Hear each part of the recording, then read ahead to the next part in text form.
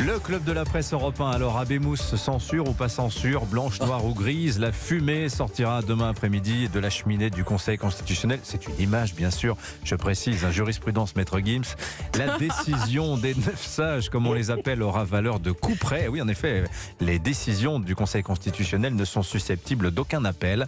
Alors, juste avant, Emmanuel Macron aura réuni à l'Elysée les principaux membres du gouvernement et de sa majorité pour cadrer la suite des opérations. Est-ce que la validation du texte va déclencher les mêmes violences qu'on avait vues après le 49.3? C'est l'une des questions qui se posent. Bonjour Charlotte Dornelas. Bonjour Dimitri. Bienvenue sur Europe 1, journaliste à Valeurs Actuelles. David Revaud-Dallon est avec nous aussi. Bonjour David. Bonjour Dimitri. Chef du service politique du journal du dimanche. Violence, David, qui serait le fer de lance d'un refus bien plus vaste de la réforme et qui va se manifester encore aujourd'hui avec cette 12e journée de mobilisation. Le but, c'est quoi, d'après vous, de cette journée-là aujourd'hui? C'est de faire pression sur le Conseil constitutionnel? Oui, bien sûr, puisque cette journée a été organisée à la veille du verdict papal, pour reprendre votre métaphore pontificale, du souverain Laurent Fabius, souverain constitutionnel.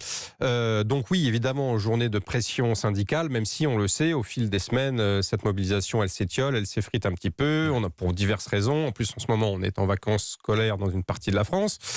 Donc, je dirais que c'est un peu le baroud d'honneur. Mais attention, je pense qu'il faut rester extrêmement prudent sur la décision du Conseil constitutionnel. Justement, la fumée sera-t-elle noire ou blanche? Je pense que ça peut basculer vraiment des deux côtés.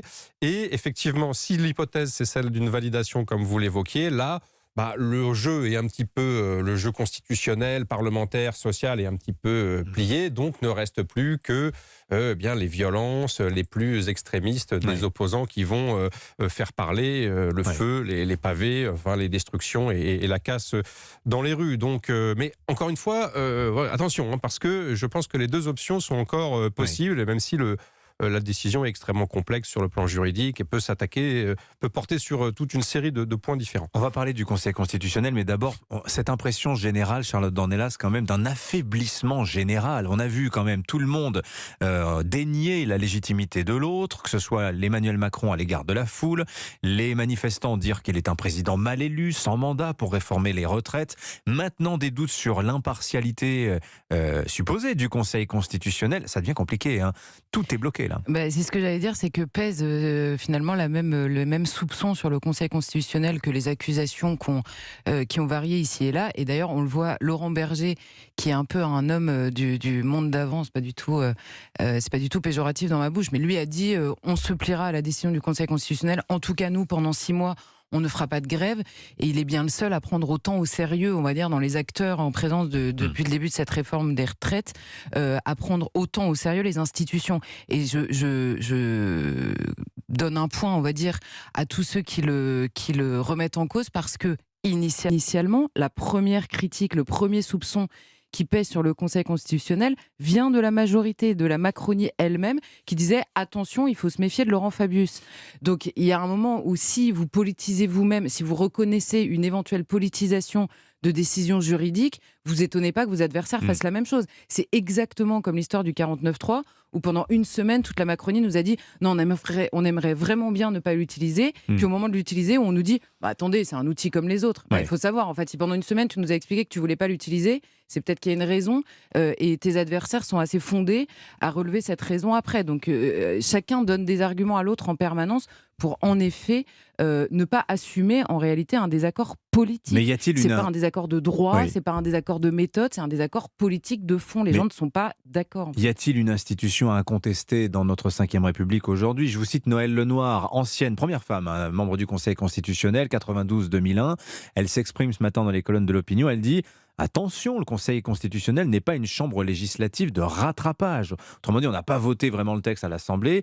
Le Conseil constitutionnel ne va pas voter. Non, il examine en droit tout le droit, et rien que le droit pour dire l'autre, même si évidemment, il a toujours dans son histoire tenu compte du contexte politique. Ça va de l'IVG en 1975 à la loi Duflot, qui était certes moins importante en termes de répercussions, mais qui vous est avez des totalement membres du Conseil en 2012. Oui, vous avez des membres du Conseil qui n'ont jamais fait de droit constitutionnel. Jacqueline Gouraud, par exemple, ancienne ministre, dit franchement, c'est pas trop mon truc, mais je suis très honoré d'y siéger. Certes, mais vous avez quand même une structure, vous avez un secrétaire général, vous avez des juristes quand même confirmés qui sont des spécialistes. Et Et je crois que même si évidemment la dimension politique est à prendre en compte, je pense que Laurent Fabius, effectivement, dont la voix compte double au moment du vote. Oui, effraie effectivement la Macronie et la majorité. D'abord pour des raisons personnelles qui, à mon avis, sont pas très sérieuses. Bien sûr, Laurent Fabius, c'est l'homme qui voulait être président, selon un fameux livre de Jean-Michel Helvig, le plus jeune Premier ministre de France en 83,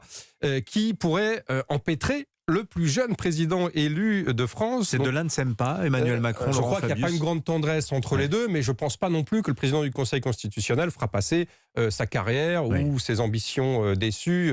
Tout le monde dit de lui qu'il est indéchiffrable. Pour présenter l'addition, oui, il est indéchiffrable, mais je crois qu'il est, il va vraiment juger sur le droit, même si encore une fois la politique et si vous voulez transpire par tous les pores de la peau de cette décision. Ça va du choix du véhicule législatif. Est-ce qu'il fallait faire un projet de loi de financement rectificatif de la sécurité sociale? Est-ce qu'il fallait utiliser l'article 47.1 avec procédure accélérée? Est-ce que les cavaliers, ces fameux objets sociaux dans un projet budgétaire sont vraiment en rapport avec ça? Voilà, il y a toute une série d'éléments sur lesquels il peut statuer, mais le cœur du réacteur, c'est l'article 7, le passage de 62 à 64 ans, et le vrai point, il est là. Va-t-il invalider cet article? Imaginons le Conseil constitutionnel validant tout le projet, sauf l'article 7. Non, c'est sans doute très peu probable, mais je sais que vous êtes une amoureuse du droit, Charlotte Dornelas, cette matière vous passionne. Le Conseil constitutionnel, alors c'est très intéressant quand on en relit un peu l'histoire, vous avez des articles aujourd'hui dans les journaux qui vous expliquent tout ça bien mieux que moi, mais qui vous explique qu'initialement, en 58, dans l'esprit des pères de la Ve République, c'est l'instance qui permet à l'exécutif de limiter le Parlement. Or, on voit qu'aujourd'hui, le Conseil constitutionnel, il est saisi par les opposants à l'exécutif pour contester les travaux de l'exécutif, comme si finalement il y avait une inversion du sens même de cette institution. Mais oui, mais parce que il y a une inversion. Bon, alors après, c'est normal que les opposants, enfin c'est logique, je sais pas si c'est normal, mais c'est logique que les opposants cherchent tous les outils possibles et que même si la censure... C'est Giscard qui a introduit la saisine parlementaire. Mais si la censure se fait, de toute façon, toutes les saisines se sont ajoutées à toutes les saisines, rendant les outils eux-mêmes absolument et maintenant, les illisibles. associations, les ONG, avec les questions prioritaires de constitutionnalité peuvent bloquer de toute façon toute chose. Donc, il faut reconnaître que le Conseil constitutionnel, au fil du temps et par les pouvoirs qui lui ont été conférés au fil du temps, a un rôle extrêmement politique. Il y a des décisions qui sont illisibles au regard du droit pur. C'est simplement que le droit, et en l'occurrence la constitutionnalité, elle est interprétée par la force des choses. Et quand elle est interprétée par des profils qui sont politiques et non constitutionnalistes, pèse le soupçon d'illégitimité. C'est d'une logique implacable. C'est-à-dire que quand vous avez l'impression qu'à chaque fois que quelqu'un est nommé au Conseil constitutionnel, c'est plus en raison de ses amitiés politiques ou de sa carrière politique, qui peut d'ailleurs être admirable, c'est pas le sujet, mais simplement quand vous avez en effet un membre qui vous dit « bon, moi, c'est pas mon sujet », au Conseil constitutionnel, c'est quand même original comme parcours. En même temps, David, quand on voit que la conséquence, la force du Conseil constitutionnel, c'est que le gouvernement, en retour, il doit bétonner complètement tout ce qu'il propose en sollicitant l'avis du Conseil d'État avant présentation des projets de loi. Donc on a envie de dire quelque part...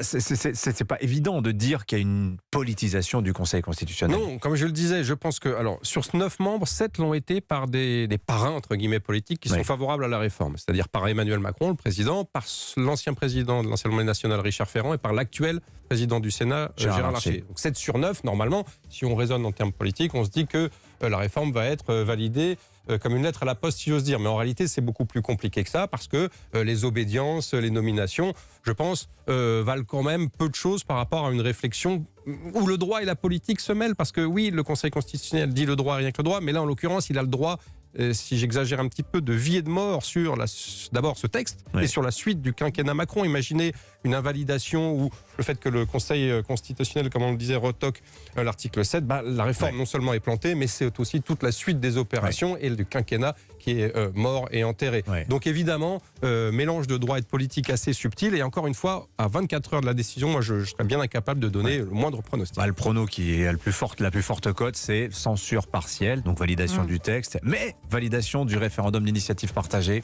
comme une manière de couper la poire en deux. On verra. On va en parler évidemment toute la journée sur Europe 1, parce que l'info continue. Merci à tous les deux, Charlotte Dornelas, David Revaud-Dallon. Bonne journée à tous les deux. Je vous ai pas